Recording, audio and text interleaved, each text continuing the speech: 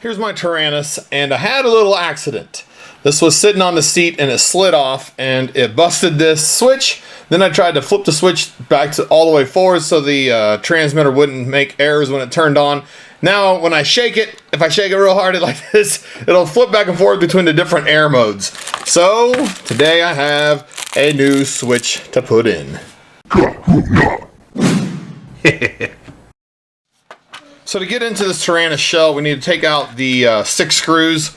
They look like this. They have a decent sized head on them here. So I used the screwdriver, looks like this, and it took them out just fine. There's 2 along the sides here, 2 on this side, and then the 2 up here. Now before you pull this apart, you need to find these 2 switches up here, this one and this one over here, right there.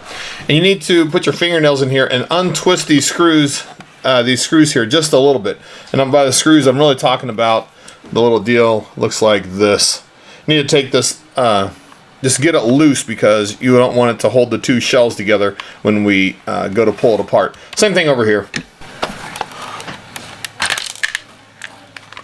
So here's the one that's broken. I got the little nut off of it, and also there was a little plastic washer like this. Don't lose those because this one doesn't come with the plastic washer. It was a little tough getting off. But on here, we just want to make sure we get the order right. It goes red, yellow, brown, and on this side there's a Y and a little F. And we know the Y and the F go by the red. So red, yellow, brown. We'll unsolder these wires and solder them onto our new switch. Maybe if I can get the shrink wrap back, I can just reuse it when I solder the new one on. So for now, I'm just going to solder them one at a time to make sure that I do get them back in the right order.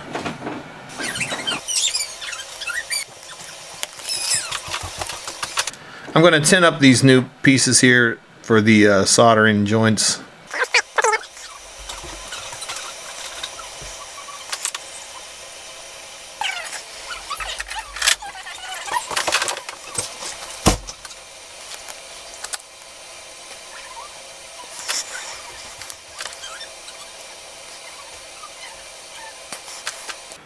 I think that did it.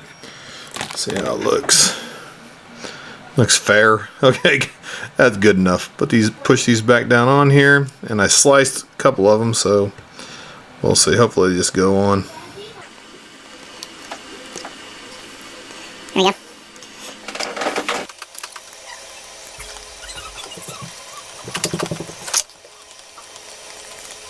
All right, now it's just a matter of putting the new one back where the old one came from.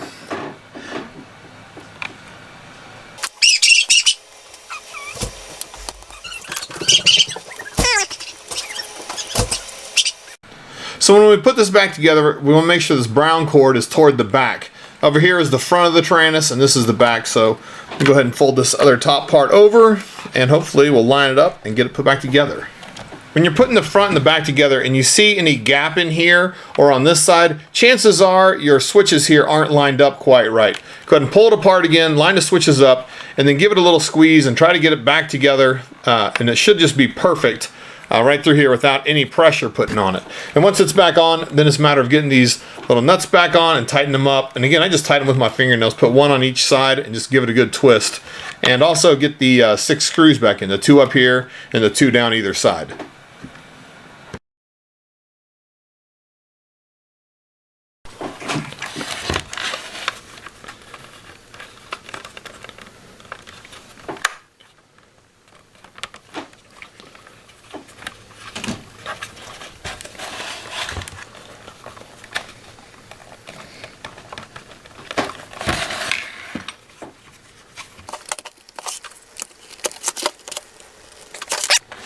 That's all the screws. Let me stick this battery in.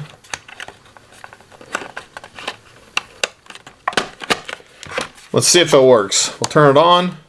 Welcome to OpenTX. Flight mode 1. Good, okay. Turn the volume up a little bit. Here we go. Flight mode 2. Flight mode 3. Flight mode 2. Flight mode 1. Oh, finally. I can fly without auto level on again. I guess I could have done some configuration changes in clean flight, but I didn't want to. I wanted to switch to work. Flight mode 2. Flight mode 3. Flight mode 1. If you did break one of your switches, don't be scared to switch them out. They're not too bad. Just be sure to keep this extra nut because it never fails that eventually one of these will spin loose and you'll lose this nut and you don't want to have to buy another one. Take this and put it somewhere with all your other junk. Anyway, That's replacing a switch on a Taranis. You have any questions about it, leave them in the comments. I'll try to help you out as best I can, and as always, thanks for watching.